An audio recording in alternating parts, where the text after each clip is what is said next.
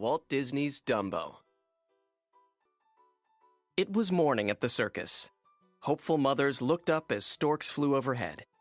Each stork carried a tiny bundle that held a baby animal. Mrs. Jumbo sighed as she watched the happy mothers cuddling their babies. Oh dear, I did so hope there would be a bundle for me, she thought. A stork flew into Mrs. Jumbo's railway car and delivered a large bundle. Inside was a baby elephant. "I'll call him Jumbo Jr.," said Mrs. Jumbo. The other elephants thought he was adorable. Just then, Mrs. Jumbo's baby sneezed. Out flapped 2 enormous ears. The other elephants gasped. Then they began to giggle. "He looks so funny," said one elephant. "Let's call him Dumbo." Mrs. Jumbo didn't care what the other elephants thought. She loved her baby, big ears and all. She lifted him up in her trunk and gently rocked him to sleep. At night, the circus train stopped and all the animals climbed out. The next morning, the circus parade made its way through town. The band played and the people clapped and cheered. Crowds hurried to the circus tent that night, eager to see all the animals. "Look at his ears," cried one boy, teasing Dumbo. "Aren't they the funniest things you ever saw?" Mrs. Jumbo trumpeted with anger. She raised a hay bale to throw at the boys, and they ran away in terror. The ringmaster thought she was dangerous, so he had Dumbo's mother taken away and locked in a cage.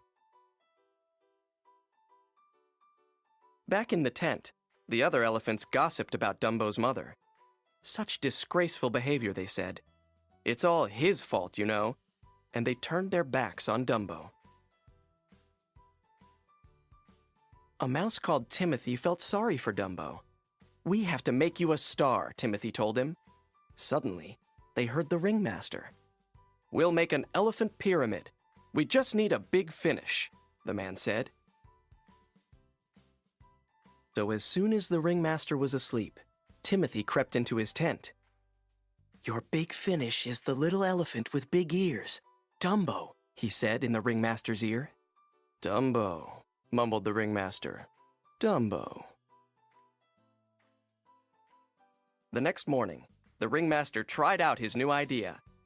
But when Dumbo ran to jump on the top elephant, oh no! He tripped over his big ears and knocked the whole pyramid over. The elephants were angrier than ever with Dumbo. But the ringmaster had another idea.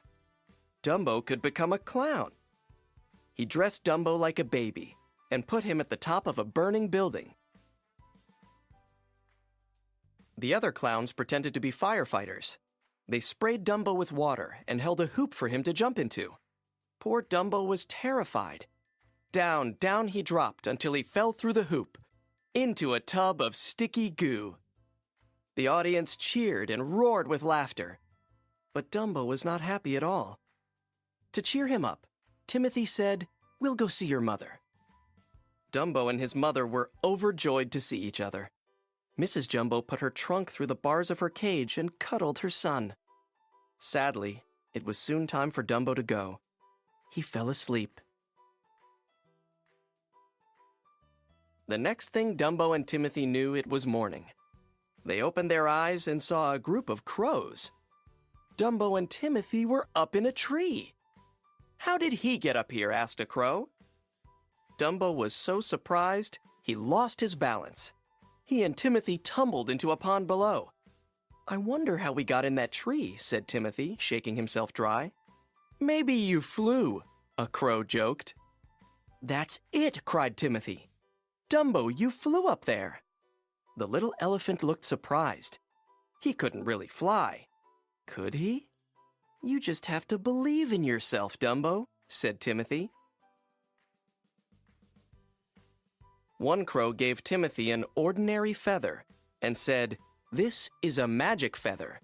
It will help Dumbo fly."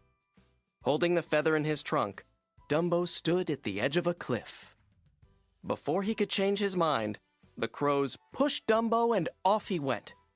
All at once, Dumbo was flapping his big ears. And he was flying. "You did it!" cried Timothy. That night at the circus, Dumbo stood at the top of the burning building with the feather in his trunk. "Take off," said Timothy. But just as Dumbo jumped, he dropped the feather and started to fall. "Flap your ears," cried Timothy. "You can fly! You can!" Dumbo began to flap his ears as fast as he could.